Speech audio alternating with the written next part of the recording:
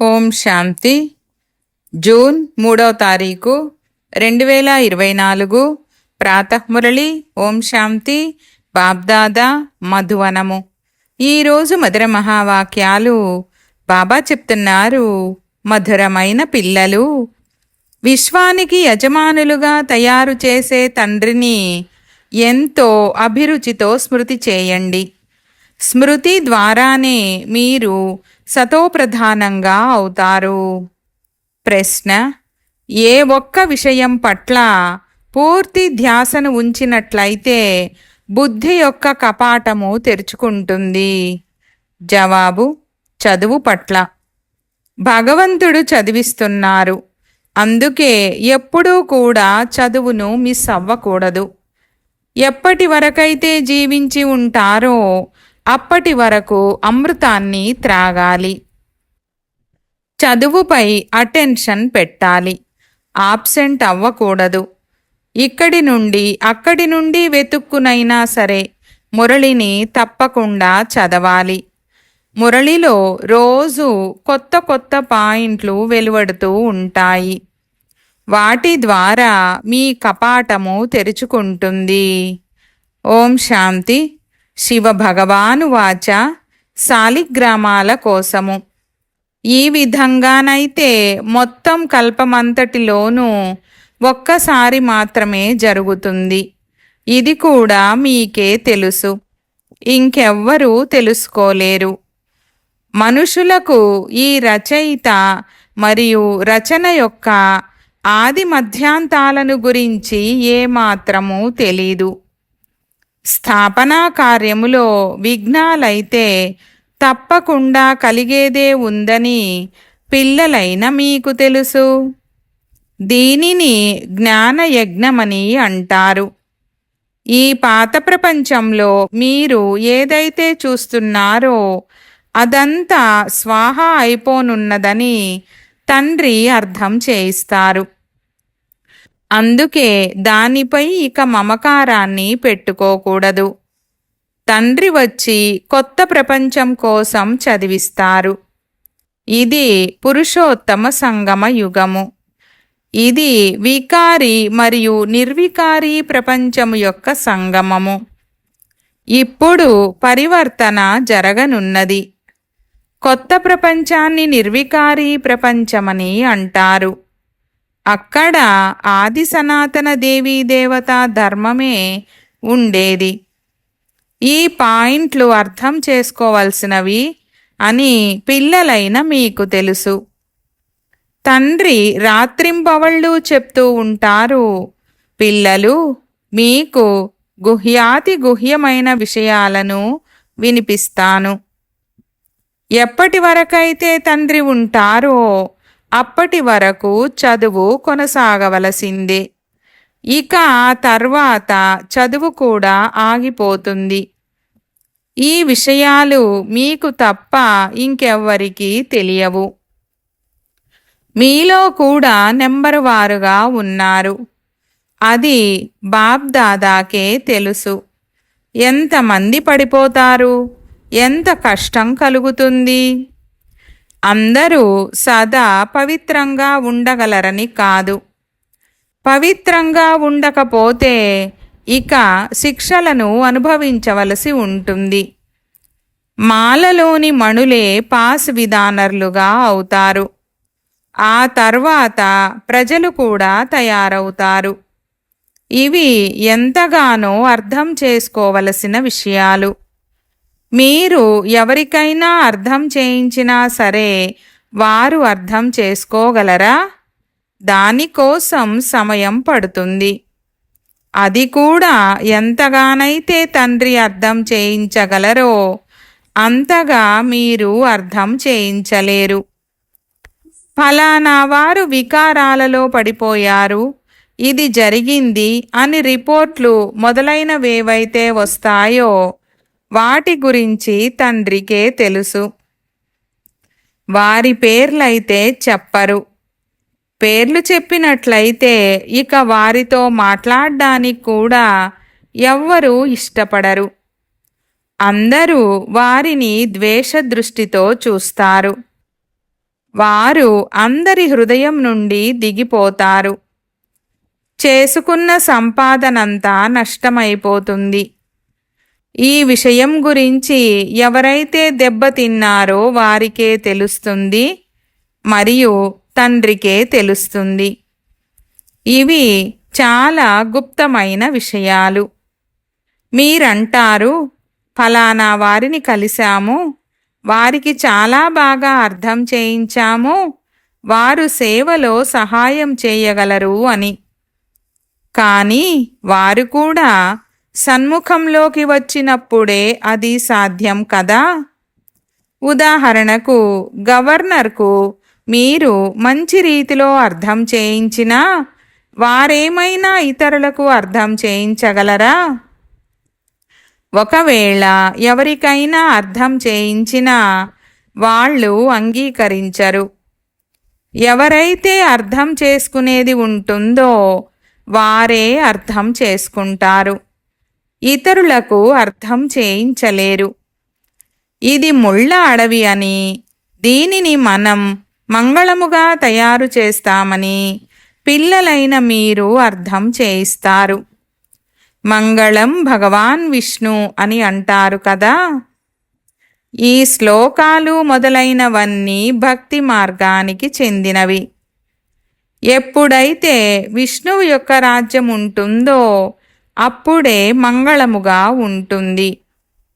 విష్ణువు అవతరణను కూడా చూపిస్తారు. బాబా అయితే అంతా చూశారు. వారు అనుభవజ్ఞులు కదా. వారికి అన్ని ధర్మాల వారి గురించి బాగా తెలుసు. తండ్రి ఎవరి తనువులోకైతే వస్తారో వారికి పర్సనాలిటీ కూడా ఉండాలి కదా. అందుకే తండ్రి అంటారు, వీరి అనేక జన్మల అంతిమంలో ఎప్పుడైతే వీరు ఇక్కడ పెద్ద అనుభవజ్ఞునిగా అవుతారో అప్పుడు నేను వీరిలోకి ప్రవేశిస్తాను. వీరు కూడా సాధారణమైన వారు. పర్సనాలిటీ అనగా వారు రాజు లేదా రాజవంశానికి చెందినవారనేమీ కాదు. అలా కాదు. వీరికైతే ఎంతో అనుభవముంది. వీరి రథములోకి అనేక జన్మల అంతిమంలో వస్తాను. ఇక్కడ రాజధాని స్థాపన అవుతోందని, మాల తయారవుతోందని మీరు అర్థం చేయించవలసి ఉంటుంది. ఈ రాజధాని ఎలా స్థాపన అవుతూ ఉంది? కొందరు రాజు రాణిగా అవుతారు, మరికొందరు ఇంకేదో అవుతారు. ఈ విషయాలన్నింటినీ ఒకే రోజులోనైతే ఎవ్వరూ అర్థం చేసుకోలేరు. అనంతమైన తండ్రే అనంతమైన వారసత్వాన్ని ఇస్తారు. భగవంతుడు వచ్చి అర్థం చేయిస్తారు. అయినా కానీ కష్టం మీద కొద్దిమందే పవిత్రంగా అవుతారు. ఇది అర్థం చేసుకోవడానికి కూడా సమయం కావాలి. ఎన్ని శిక్షలను అనుభవిస్తారు? శిక్షలను అనుభవించి కూడా ప్రజలుగా అవుతారు. తండ్రి అర్థం చేయిస్తారు, పిల్లలు మీరు చాలా చాలా మధురంగా కూడా అవ్వాలి. ఎవ్వరికి దుఃఖాన్ని ఇవ్వకూడదు. తండ్రి వచ్చిందే అందరికీ సుఖము యొక్క దారిని తెలియజేయడానికి, దుఃఖము నుండి విడిపించడానికి. మరి అటువంటప్పుడు స్వయం ఇతరులకు దుఃఖాన్ని ఎలా ఇస్తారు? ఈ విషయాలన్నింటి గురించి పిల్లలైన మీకే తెలుసు. బయటివారు అతి కష్టం మీద అర్థం చేసుకుంటారు. సంబంధీకులు మొదలైన వారు ఎవరైతే ఉన్నారో వారందరి నుండి మమకారాన్ని తొలగించాలి. ఇంట్లో ఉండాలి, కానీ నిమిత్త మాత్రంగా ఉండాలి. ఈ మొత్తం ప్రపంచమంతా అంతమవ్వనున్నదని బుద్ధిలో ఉంది, కానీ ఈ ఆలోచన కూడా ఎవరికీ ఉండదు.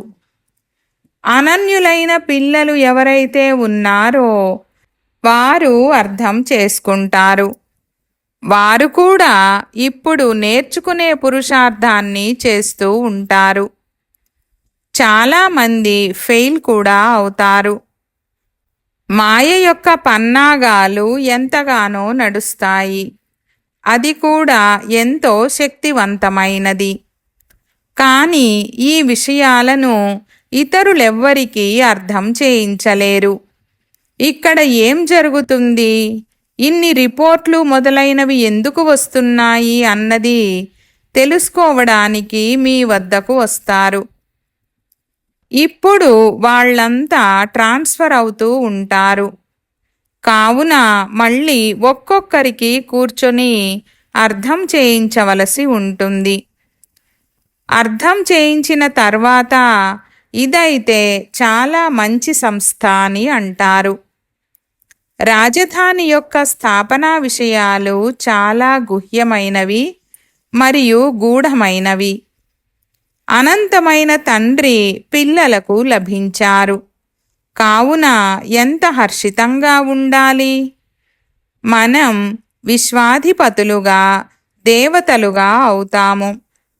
కావున మనలో దైవీ గుణాలు కూడా తప్పకుండా ఉండాలి. లక్ష్యము ఉద్దేశ్యమైతే ఎదురుగా నిలబడి ఉంది. వీరు కొత్త ప్రపంచానికి యజమానులు.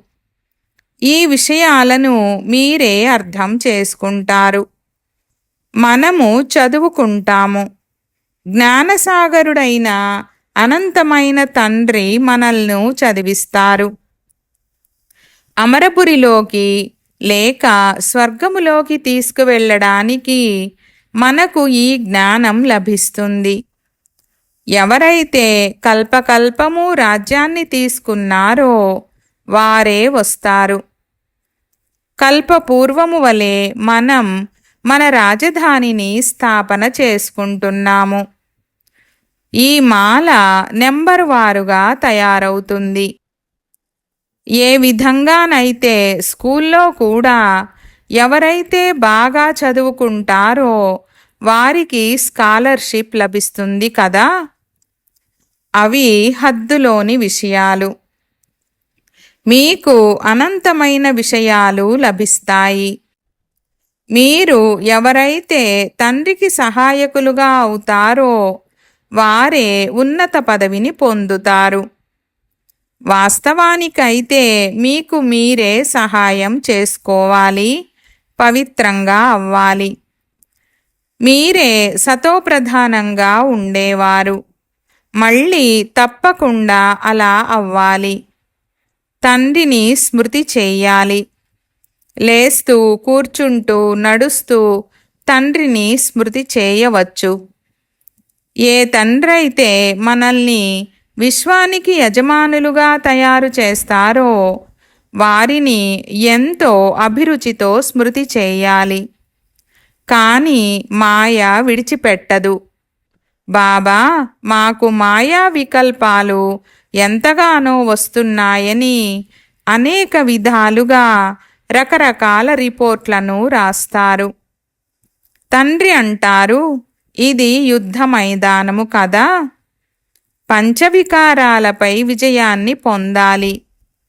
తండ్రిని స్మృతి చేయడం ద్వారా మేము సతోప్రధానంగా అవుతామని మీరు కూడా భావిస్తారు. తండ్రి వచ్చి అర్థం చేయిస్తారు. భక్తి మార్గం వారెవ్వరికీ తెలీదు. ఇది చదువు. తండ్రి అంటారు, మీరు పావనంగా ఎలా అవుతారు? మీరు పావనంగా ఉండేవారు. మళ్ళీ అలా తయారవ్వాలి. దేవతలు పావనంగా ఉంటారు కదా. విద్యార్థులమైన మనం చదువుకుంటున్నామని పిల్లలకు తెలుసు. భవిష్యత్తులో మళ్ళీ సూర్యవంశీ రాజ్యంలోకి వస్తాము. దానికోసం పురుషార్థం కూడా మంచి రీతిలో చేయాలి. అంతా మార్కులపైనే ఆధారపడి ఉంది. యుద్ధ మైదానంలో ఫెయిల్ అవ్వడం వలన చంద్రవంశంలోకి వెళ్ళిపోతారు. వారేమో యుద్ధము అన్న మాటను విని విల్లు బాణాలు మొదలైన వాటిని చూపించారు. విల్లు బాణాలు మొదలైనవి ఉపయోగించడానికి అక్కడేమైనా బాహుబల యుద్ధం జరిగిందా? అటువంటి విషయమేదీ లేదు. ఇంతకు ముందు బాణాలతో యుద్ధాలు జరిగేవి. ఈ సమయం వరకు కూడా వాటి గుర్తులు ఉన్నాయి. కొందరు బాణాలు వేయడంలో చాలా చురుకుగా ఉంటారు. ఇప్పుడు ఈ జ్ఞానములో యుద్ధము మొదలైన వాటి విషయమేదీ లేదు. శివబాబాయే జ్ఞానసాగరుడని, వారి ద్వారా మనం ఈ పదవిని పొందుతామని మీకు తెలుసు. ఇప్పుడు తండ్రి అంటారు, దేహసహితంగా దేహపు సర్వ సంబంధాల నుండి మమకారాన్ని తొలగించి వేయాలి. ఇవన్నీ పాతవి. కొత్త ప్రపంచము స్వర్ణిమయుగమైన భారత్. ఆ పేరు ఎంత ప్రసిద్ధముగా ఉండేది. ప్రాచీన యోగాన్ని ఎప్పుడు మరియు ఎవరు నేర్పించారు? ఇది ఎవ్వరికీ తెలీదు. ఎప్పటి వరకైతే వారు స్వయమే వచ్చి అర్థం చేయించరో అప్పటి వరకు ఎవ్వరికీ తెలీదు. ఇది కొత్త విషయము. కల్పకల్పము ఏదైతే జరుగుతూ వచ్చిందో అదే మళ్ళీ రిపీట్ అవుతుంది. అందులో తేడా ఏమీ ఉండదు. తండ్రి అంటారు, ఇప్పుడు ఈ అంతిమ జన్మలో పవిత్రంగా ఉన్నట్లయితే ఇక మళ్ళీ 21 జన్మలు మీరు ఎప్పుడూ అపవిత్రంగా అవ్వరు. తండ్రి ఎంత మంచి రీతిలో అర్థం చేయిస్తారు. అయినా కానీ అందరూ ఒకే విధంగా చదువుకుంటారా? రాత్రికి పగలుకున్నంత తేడా ఉంటుంది. రావడం చదువుకోవడానికే వస్తారు. మళ్ళీ కొద్దిగా చదువుకొని మాయమైపోతారు. ఎవరైతే మంచి రీతిలో అర్థం చేసుకుంటారో వారు తాము ఎలా వచ్చారు, మళ్ళీ ఏ విధంగా పవిత్రత యొక్క ప్రతిజ్ఞను చేశారని తమ అనుభవాన్ని వినిపిస్తారు. తండ్రి అంటారు, పవిత్రత యొక్క ప్రతిజ్ఞను చేసిన తర్వాత మళ్ళీ ఒక్కసారైనా కూడా పతితులుగా అయినట్లయితే చేసుకున్న సంపాదనంతా నష్టమైపోతుంది. ఆ తర్వాత అది లోపల తింటూ ఉంటుంది. ఇక అప్పుడు తండ్రిని స్మృతి చేయండని ఇంకెవ్వరికీ చెప్పలేరు.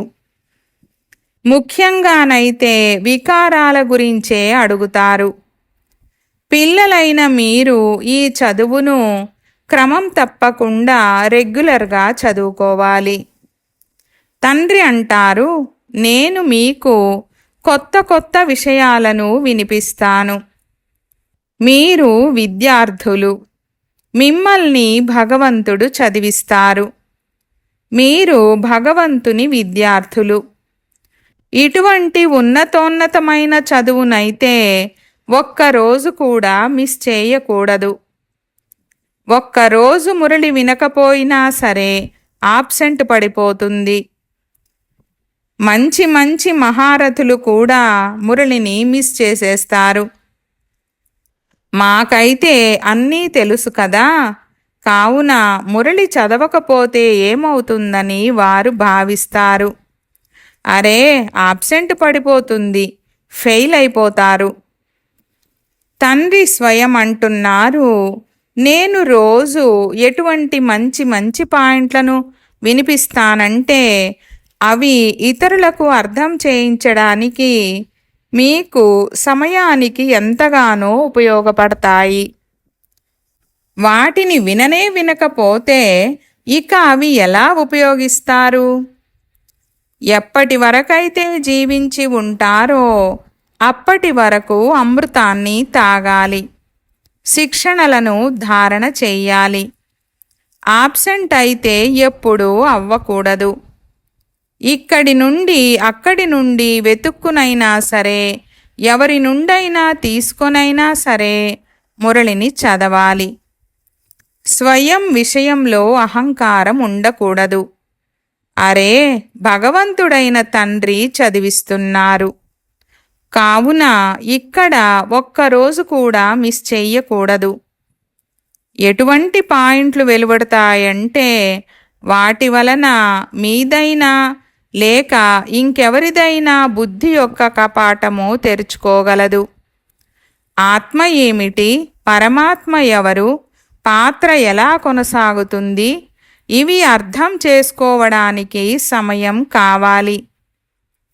చివర్లో కేవలం స్వయాన్ని ఆత్మగా భావిస్తూ తండ్రిని స్మృతి చెయ్యాలన్నదే గుర్తుంటుంది.